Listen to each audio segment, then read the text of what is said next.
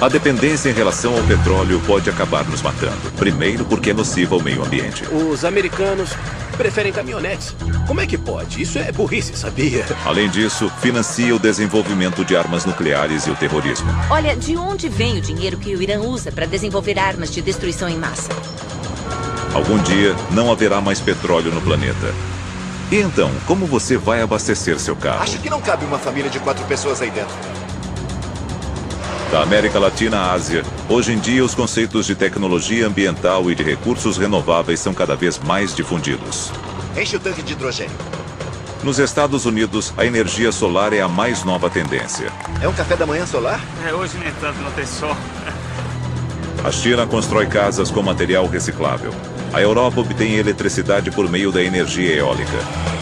E o Brasil abastece seus carros com o etanol extraído da cana-de-açúcar. Os combustíveis renováveis vão ter um grande papel a desempenhar na economia mundial. Desafios são superados e inovações de engenharia e tecnologia são desenvolvidas em todo o mundo. Tudo para descobrir soluções que possam nos livrar do vício em petróleo.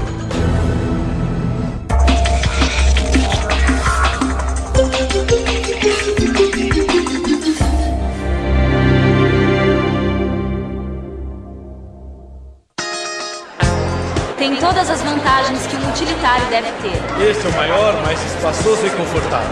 Thomas Friedman é colunista do jornal The New York Times e 3 vezes ganhador do prêmio Pulitzer. Sua mais nova missão é descobrir como os Estados Unidos encaram a batalha internacional pela busca da energia. Eu vim visitar a feira anual de automóveis de Detroit porque no cerne de nossa crise energética está o consumo exagerado de gasolina. 97% dos meios de transporte do país dependem do petróleo. 230 milhões de veículos nas estradas norte-americanas queimam mais de 55% do petróleo consumido e emitem quase 1/3 dos gases poluentes que lançamos à atmosfera por ano. E quando o assunto é potência... É claro que nem todos os carros são iguais. Seu carro favorito? O Hummer, da GM, roda pouco mais de 4 km por litro. Perguntei ao diretor da General Motors, Rick Wagoner, por que eles ainda fabricam o Hummer, já que ele é um carro que precisa parar toda hora para abastecer. Fabricamos aquilo que o mercado pede, tentamos prever o que o mercado vai pedir. O que nunca conseguimos, e eu desconfio que nunca vamos conseguir, é desenvolver um determinado carro e convencer as pessoas a comprar. Com a gasolina cara do jeito que é, as pessoas estão comprando mais carros híbridos. As vendas de híbridos aumentaram em mais de 140% de 2004 a 2005. Um carro híbrido tem um motor elétrico que fornece potência adicional ao motor a gasolina, reduzindo consideravelmente o consumo de combustível. O motor elétrico fica conectado a uma bateria que recarrega quando o motorista diminui a velocidade ou pisa nos freios. Um carro que faz 10 km por litro pode chegar a render de 100 a 120, poluindo muito menos.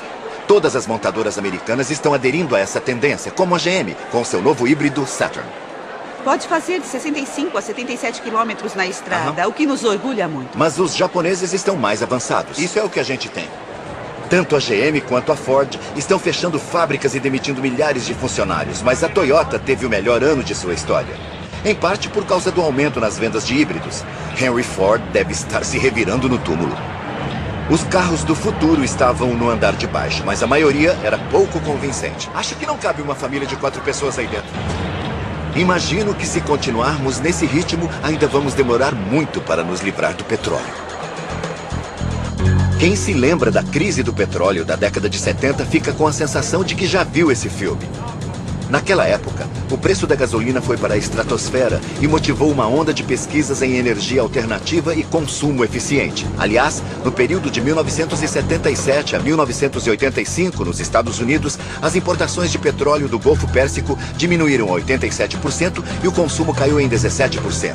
Foi uma queda tão grande que a oferta de petróleo aumentou e os representantes da OPEP tomaram providências rápidas. Na década de 70, o Sheikh Yamani declarou em nome da OPEP de Londres que derrubaria o preço do petróleo para destruir os investimentos em Wall Street e depois voltaria ao preço antigo.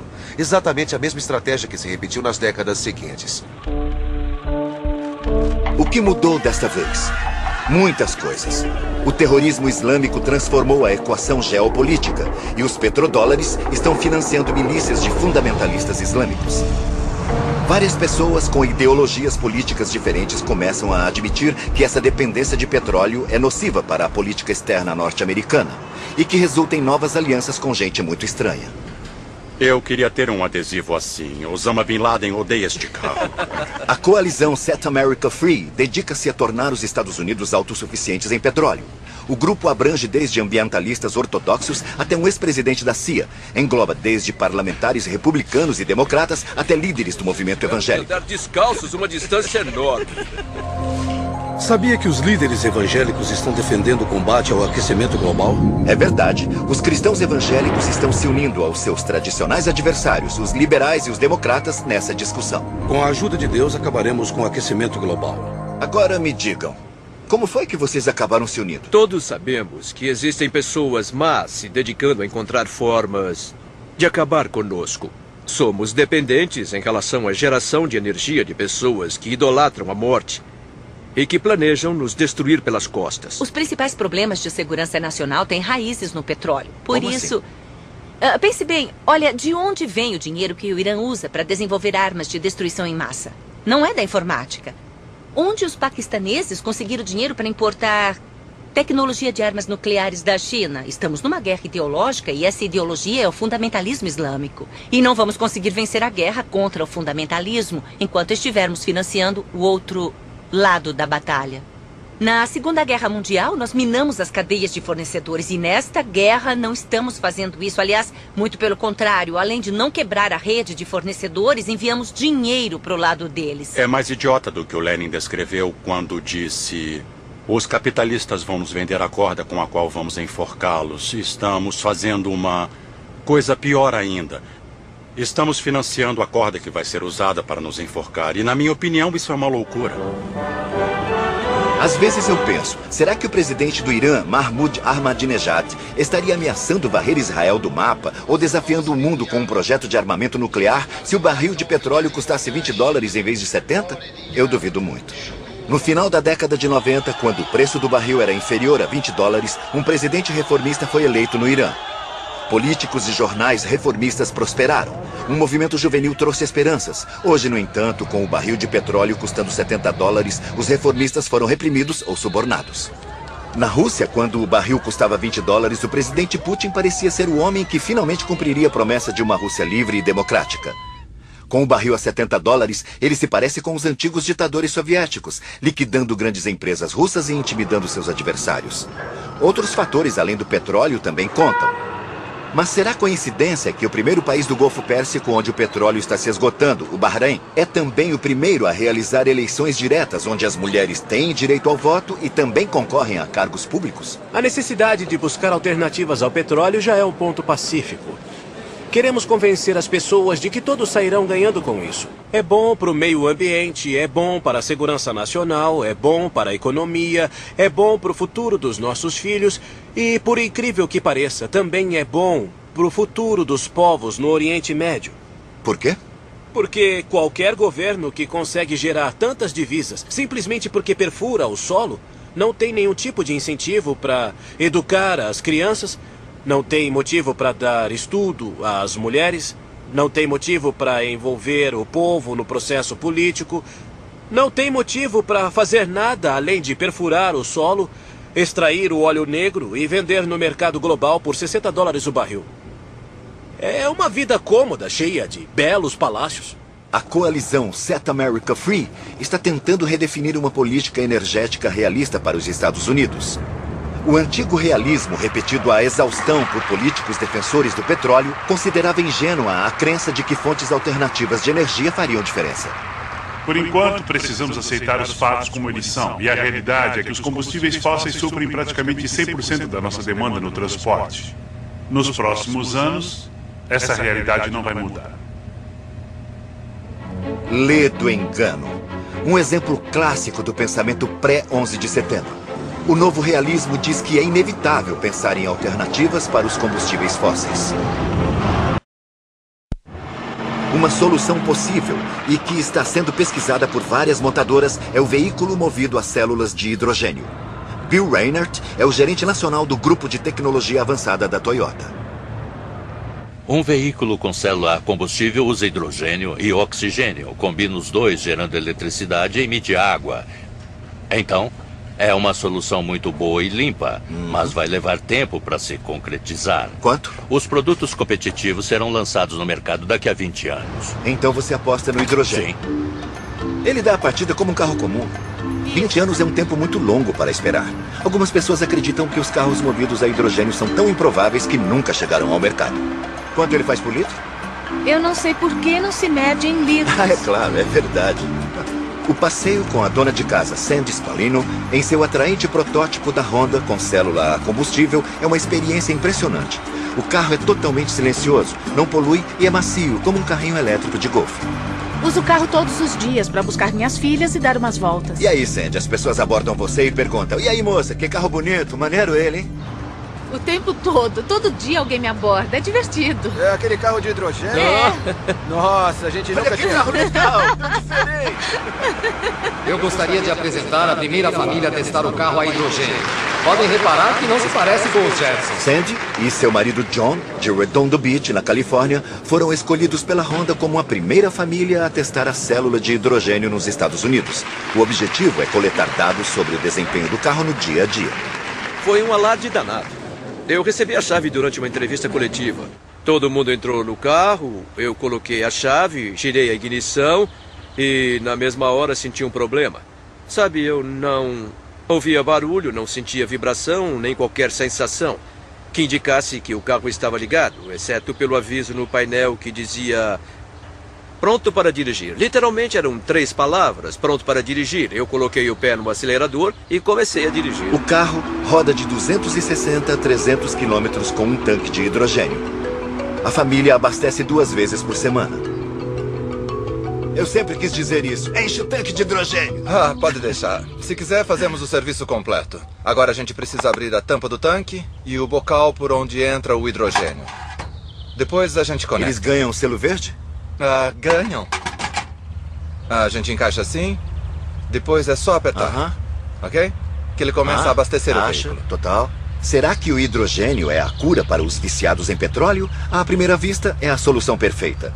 Mesmo que a produção do carro ainda custe $1 milhão, com um pouco de criatividade e com a adaptação à produção em massa, certamente o preço vai cair. De onde vem a energia para fabricar o hidrogênio? Este é um posto de energia solar, tem essa célula fotovoltaica projetada e construída pela Honda. A Honda entrou no ramo da energia solar. Sim, com certeza, e é um desafio imenso. Se a energia solar fornece a eletricidade para fabricar o hidrogênio e o único subproduto é a água destilada, então qual é o problema? Painéis solares... Bem, esses painéis solares com área aproximada de 65 metros quadrados levam 1 semana para gerar a eletricidade necessária para preencher um tanque de hidrogênio que rende em média 280 quilômetros. Os americanos percorrem cerca de 5 trilhões de quilômetros por ano. Então seriam necessários 21 bilhões de metros quadrados de painéis solares para suprir a demanda atual. Temos problemas para fabricar o hidrogênio. É que ele não pode ser extraído puro na natureza, em moléculas de hidrogênio.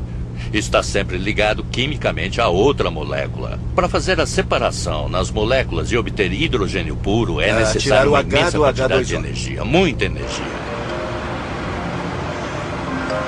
O grande problema é que precisaremos de uma grande quantidade de energia elétrica para dispensar o petróleo, seja para transformar a água em hidrogênio ou para carregar baterias na tomada.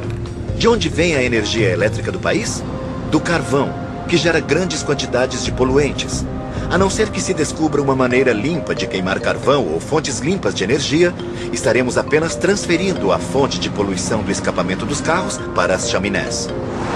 É aí que entram as energias renováveis. Energia solar em casa. A energia solar está crescendo. São estes painéis solares. Os painéis solares aquecem o banho, carregam a bateria do laptop. Visitei a convenção de energia solar na cidade de Washington e descobri uma variedade infindável de painéis solares, engenhocas solares e tudo mais solares. É só conectar os painéis e já está pronto.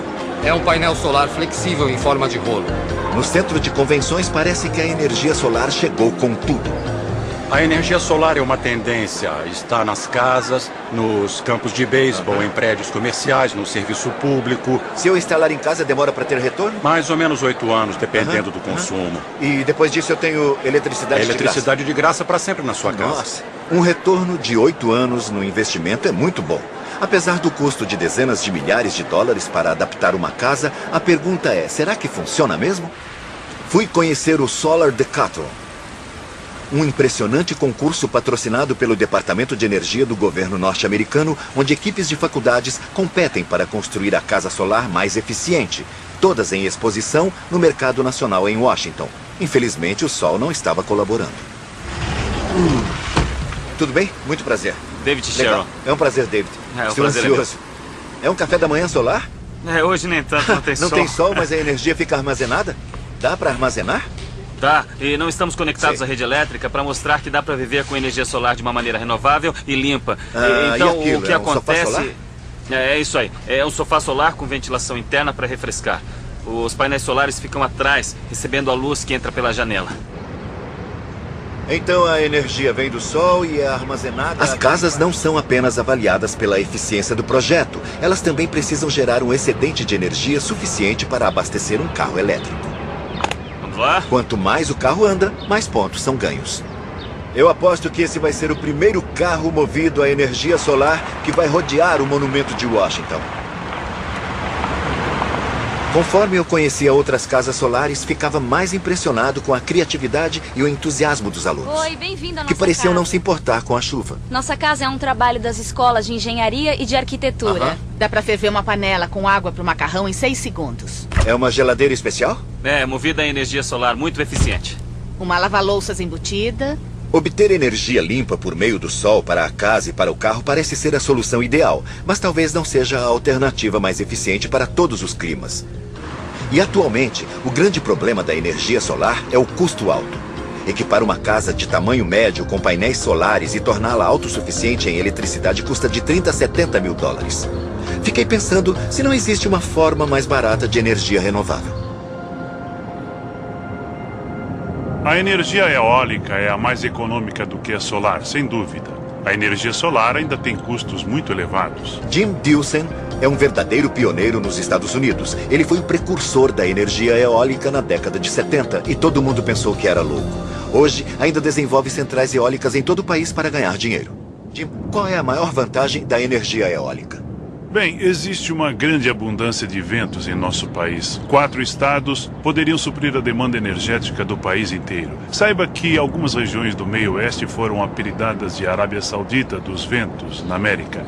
Nós construímos apenas 3 turbinas de energia eólica em 30 anos que forneceram a mesma quantidade de energia de milhões de barris de petróleo. Nossa! Poderíamos fornecer de 30% a 40% da eletricidade do país num prazo relativamente curto.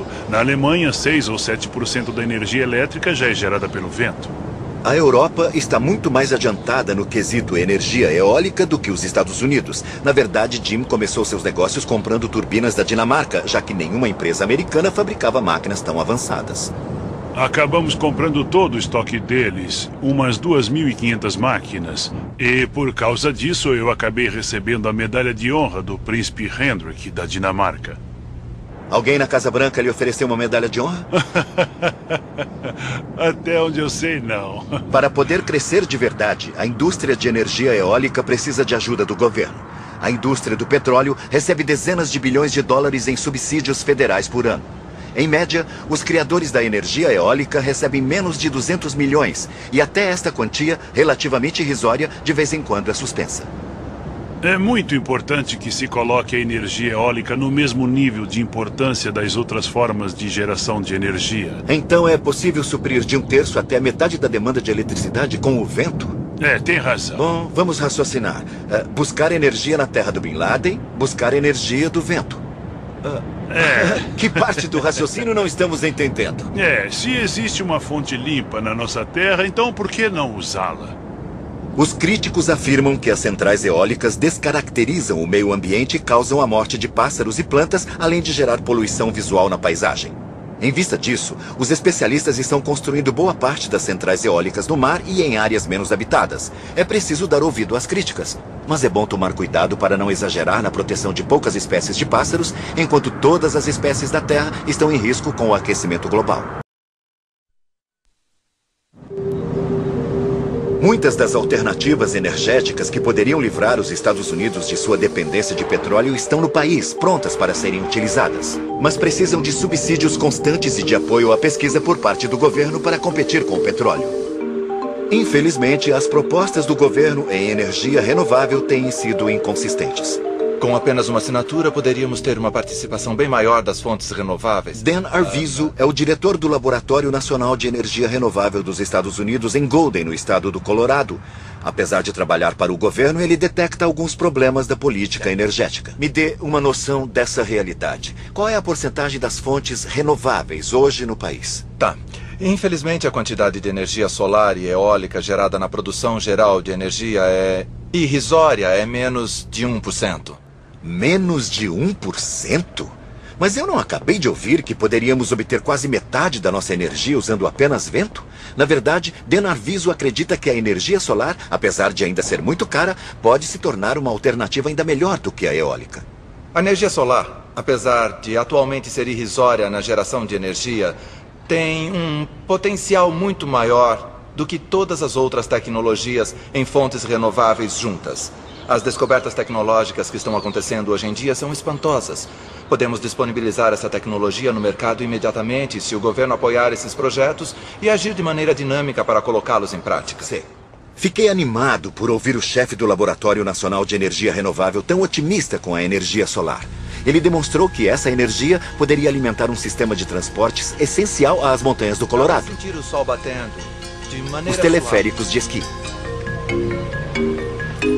Aliás, na montanha de Buttermilk, em Aspen, existem teleféricos movidos a energia eólica. O pessoal que administra a estação de esqui quer que ela se torne a mais ecológica do mundo. E não apenas por amor à natureza, mas porque isso economiza dinheiro e é bom para os negócios. O que fizemos é uma questão de bom senso administrativo. É bom para o meio ambiente e também é lucrativo. No topo da montanha de Buttermilk, minha filha Orly e eu nos encontramos com Alden Chandler, diretor de assuntos ambientais da empresa à qual pertence a estação de esqui de Aspen. Perguntei por que uma empresa de esqui precisa de um diretor de assuntos ambientais. Nos concentramos em questões climáticas e energéticas porque elas têm um impacto direto na viabilidade dos nossos negócios. Na Europa já existem teleféricos em prados que antes ficavam no pé de montanhas geladas e já estão cobrindo geleiras com plástico na Suíça. A previsão é que as temporadas serão mais curtas, com neve aguada. O Colorado é famoso pela neve fofa. Se a neve acabar, adeus negócios. O que uma empresa de esqui pode fazer para evitar as mudanças climáticas e aumentar a eficiência energética? 5% da estação de esqui recebe energia renovável. Evita a emissão de cerca de 200 mil quilos de gás carbônico por ano. Nossos carros de neve são movidos a óleo de soja, reduzindo a emissão em 20%. Então quer dizer que aquele carro andando na neve é movido a soja? É, atrás dele dá para sentir cheiro de batata frita. Se você pode projetar seu edifício com um mínimo de custo adicional para economizar 30% de energia, é uma decisão lucrativa. O projeto ecológico de prédios é viável em qualquer parte do mundo. Por exemplo, a Texas Instruments teve interesse em tornar sua fábrica mais eficiente por motivos econômicos, porque eles consomem muita energia. Sempre que o consumo é elevado, existem várias alternativas de economia. Economias que podem salvar empregos nos Estados Unidos. Quando eu soube que a Texas Instruments estava fazendo, eu pensei, espera aí, quer dizer que a ecologia não é boa apenas para o meio ambiente, mas também pode salvar empregos? Ah, eu preciso ver isso. Então arrumei as malas e fui para Richardson, nos arredores de Dallas, estado do Texas. Comecei a perceber que, além da energia renovável, existe outra maneira de combater nosso vício em combustíveis fósseis, que dispensa qualquer forma de fonte alternativa. É uma simples questão de eficiência energética nas edificações. A poeira é nossa inimiga. Alguns anos atrás, um manda-chuva da Texas Instruments lançou um desafio. Vou parecer um padeiro. Se a equipe de projeto conseguisse pensar numa maneira de construir sua nova fábrica de chips por 180 milhões de dólares a menos do que o custo estimado de 600 milhões, ela seria construída em Richardson. Caso contrário, a fábrica e seus empregos iriam para o exterior.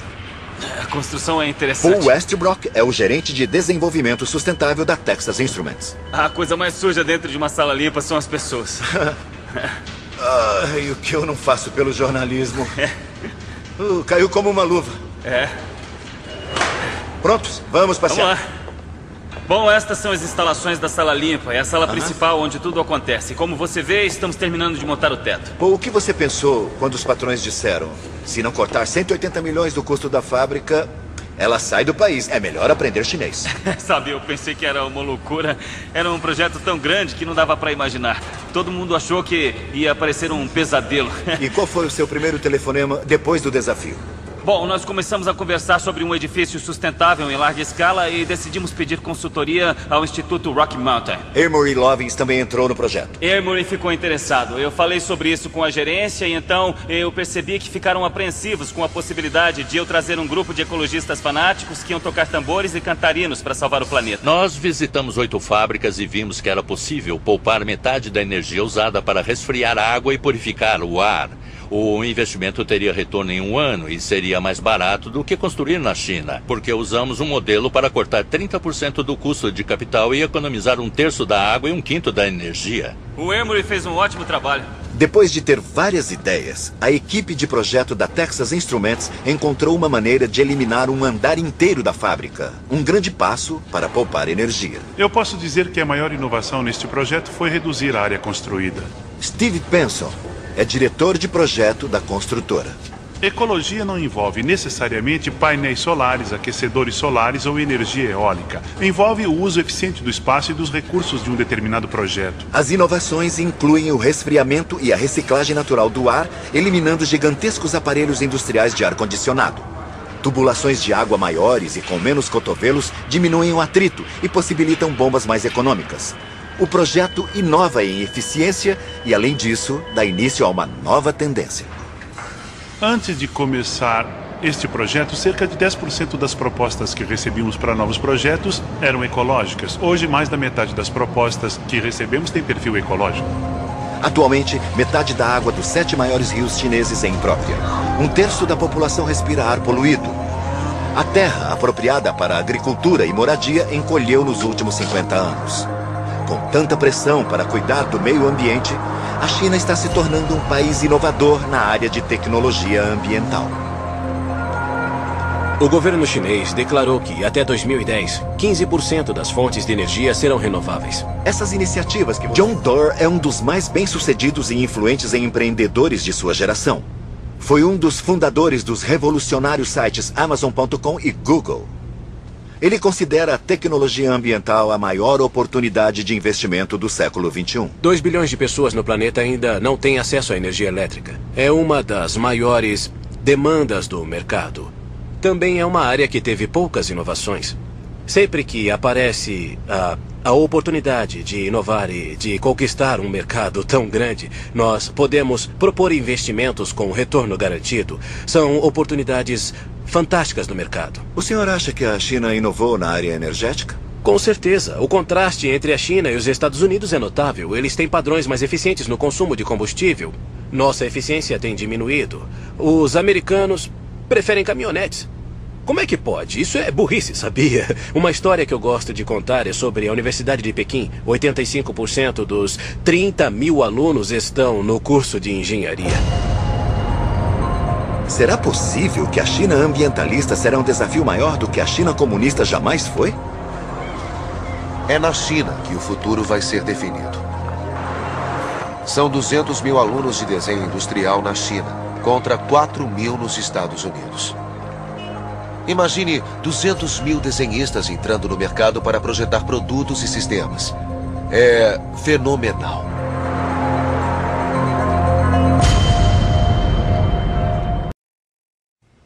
Esse é o seu projeto? Esse é o meu projeto. Nesta cidade nova, você vai ver plantações e os telhados. Bem aqui. É realmente muito William McDonald é um expoente mundial em arquitetura sustentável. Como arquiteto, está trabalhando para redesenhar nosso futuro energético, levando o conceito de eficiência energética em edificações para um novo patamar. Veja, eu desenvolvo essas ideias. Em seu escritório, em Charlottesville, na Virgínia, Ele prepara um projeto que pode ser um dos maiores experimentos chineses em desenvolvimento ambiental. Essas casas podem durar centenas de anos. Os projetos de William são baseados num conceito original, chamados do berço ao berço.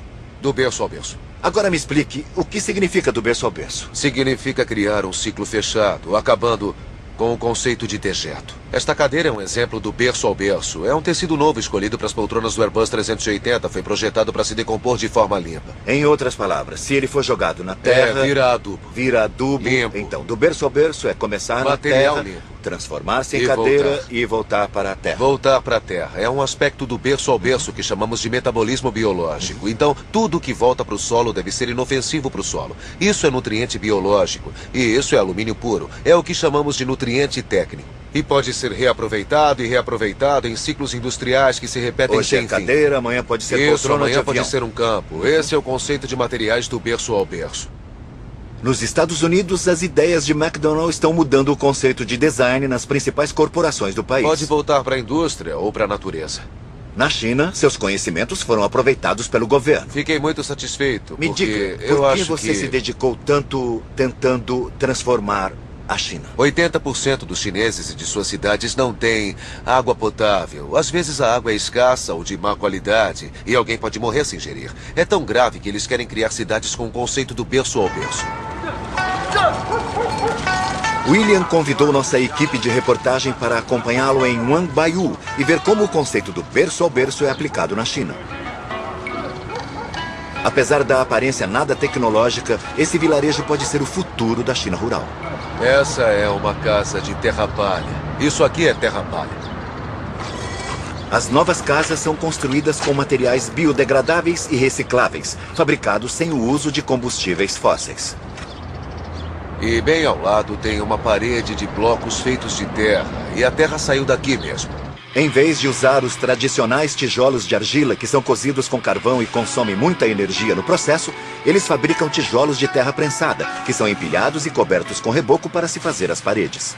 Coloque na prensa e aperte. Não precisa de carvão e nem de forno. Também não usamos solo fértil como material. Não precisa queimar carvão nem desperdiçar o solo fértil. É simplesmente terra prensada, extraída aqui. O vilarejo foi todo projetado para poupar energia. As casas estão dispostas em ângulos de 15 graus para quebrar o vento gelado do inverno e permitir máxima exposição ao sol.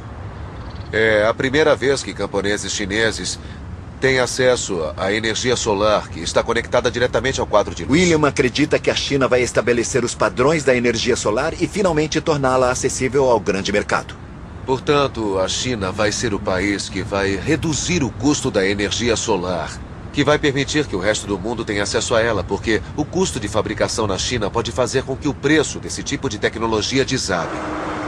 É claro que a China de hoje coleciona problemas ecológicos e está muito atrás do Ocidente do ponto de vista ambiental.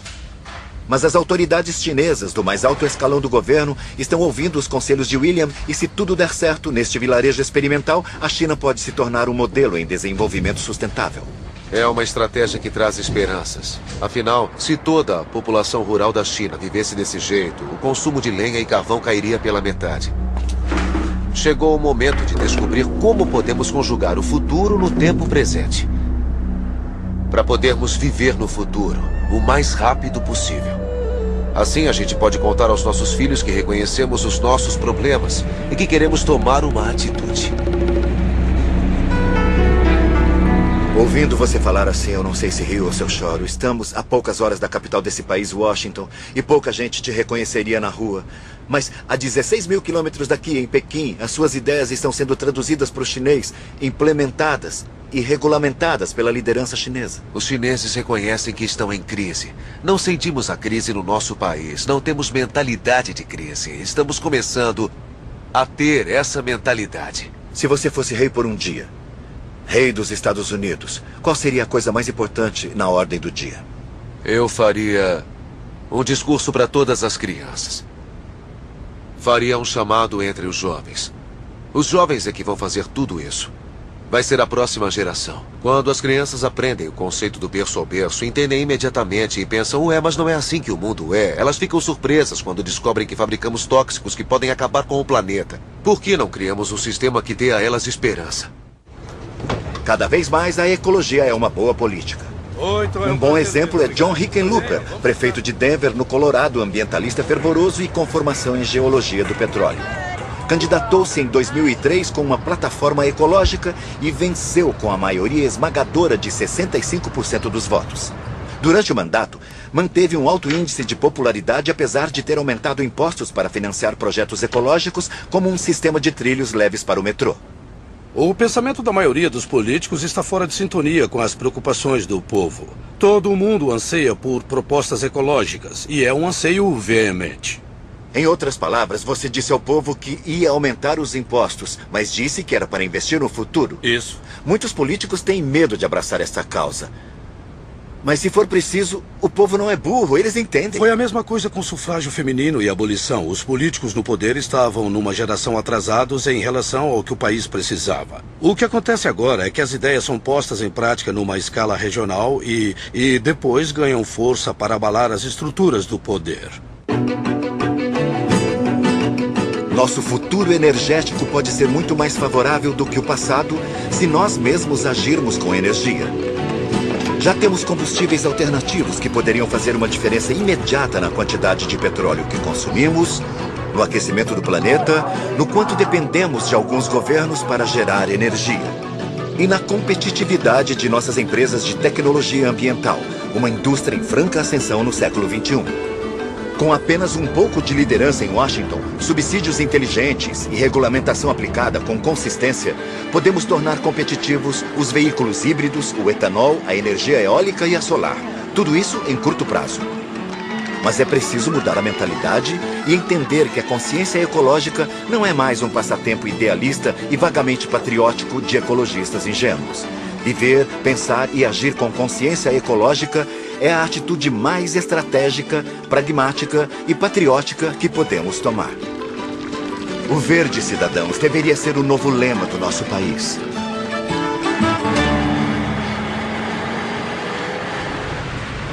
Agora vamos fazer uma visita à Casa Branca para saber se o presidente pode dar uma volta com a gente. A Casa Branca é logo ali, olha. Seria ótimo se ele trocasse a limusine por um carro blindado movido a energia solar. O mundo seria um lugar melhor. Não. Somos não o pessoal da energia. Área. Saiam daqui. Vocês não têm permissão para entrar. Tá bom. Tá bom.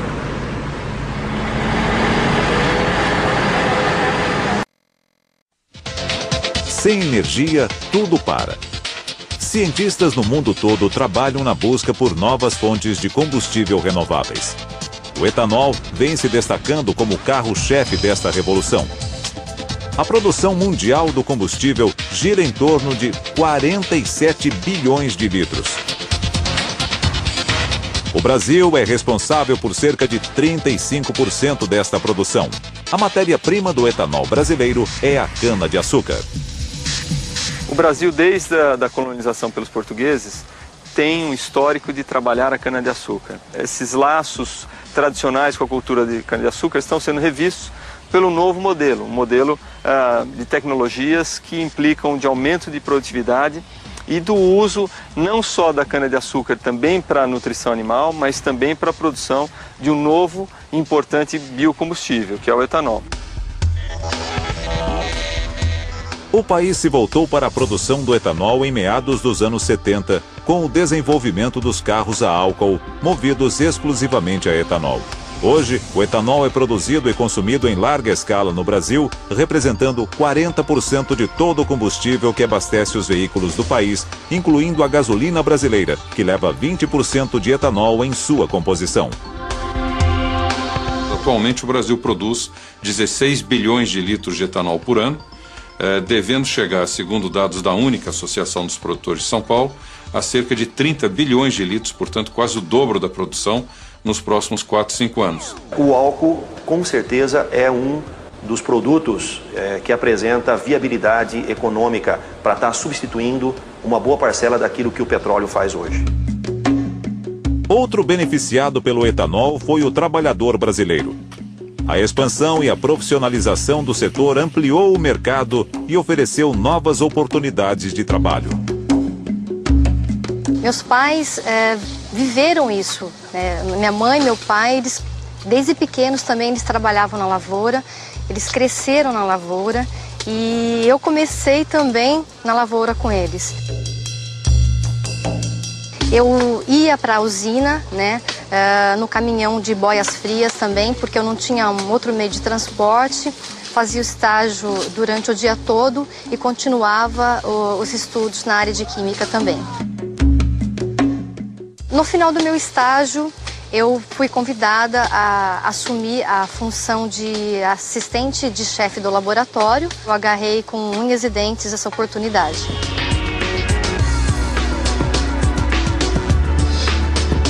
O etanol hoje é uma prioridade no mundo todo. Na Europa, a Espanha, a França e a Alemanha estão investindo na construção de usinas e expandindo as áreas de plantação de beterraba, trigo e uva para aumentar sua produção de etanol, mas ainda estão longe de atender às suas próprias necessidades e por isso são obrigados a importar. Esta mesma situação se repete na Ásia. Você tem o Japão, na Ásia, um país que já tem uma lei permitindo a mistura de até 3% de etanol na gasolina. Só para dar ideia, essa mistura de 3% no Japão gera uma demanda de 1 bilhão e 800 milhões de litros por ano, o que significaria hoje praticamente o equivalente à exportação brasileira. Então, são fortes candidatos a importar grandes volumes de etanol brasileiro, porque eles não produzem uma gota de etanol. O continente africano é visto com grande potencial na produção de etanol. Nós poderíamos citar a África Ocidental inteira, Nigéria, Camerun, Angola, como também países da Ásia, como Tailândia, Índia, que já são produtores de etanol. Os Estados Unidos estão investindo pesado com o objetivo de tornar-se o maior produtor mundial de etanol nos próximos 2 anos, mas a um custo de processamento muito superior que o brasileiro. O álcool deles é de milho. Para que seja produzido, precisa de uma fonte não renovável como combustível para o processo. Ocorre que a cana, ao ser processada, gera um subproduto chamado bagaço. Esse bagaço é o único combustível que estará sendo queimado nas caldeiras, gerando vapor. E esse vapor, então, a partir dele é que se consegue a geração de energia elétrica, que fecha o ciclo por completo. O etanol ainda oferece outras vantagens. Na China, onde a indústria automobilística cresce vertiginosamente, o governo acredita que a utilização do etanol pode reduzir a poluição pelo menos em 20% até 2008, quando acontecem os Jogos Olímpicos. Então o álcool hoje traz um benefício para a população muito grande com a redução das emissões dos gases ou dos poluentes em nível local, além dessa contribuição com a redução principalmente de CO2 em nível global. O Brasil explora há 3 anos a tecnologia dos veículos bicombustíveis que funcionam com álcool, gasolina ou qualquer mistura dos dois. 7 em cada 10 veículos novos vendidos hoje no Brasil são bicombustíveis.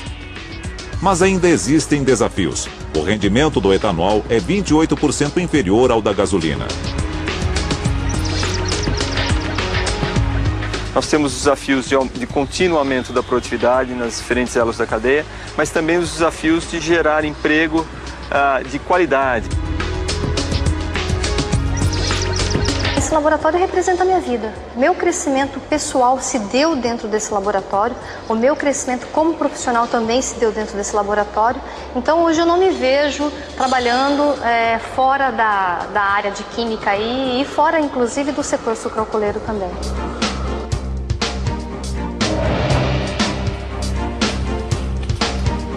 Os combustíveis renováveis a partir da biomassa vão ter um grande papel a desempenhar na economia mundial.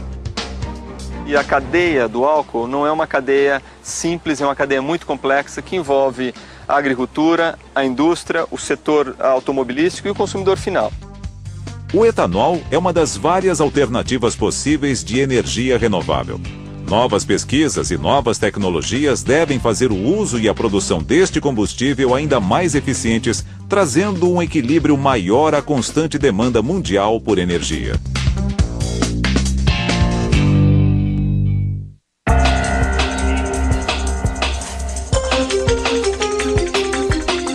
Versão brasileira Vox Mundi.